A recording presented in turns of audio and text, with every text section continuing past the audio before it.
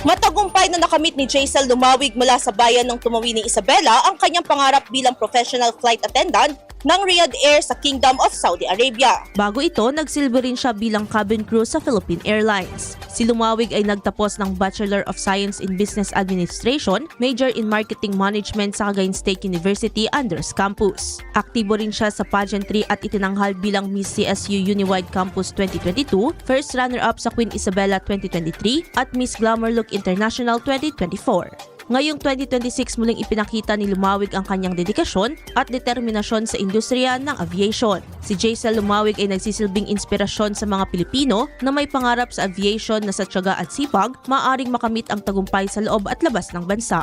Idol! Nanunuyo ba't hina ang elasticity o pagbanat ng balat? Bumababa ang fat level sa ilalim ng balat gayon din ang collagen availability sa katawan? Kaya naman 50 pa lang mukha ay kulubot na. Para mapigilan ang mabilis na pagtanda, mag-DTX 500 na. Pinaparami ang cell regulators gaya ng retinols, peptides at growth factors para sa collagen metabolism and production.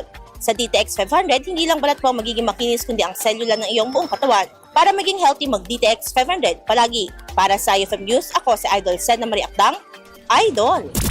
IFM News.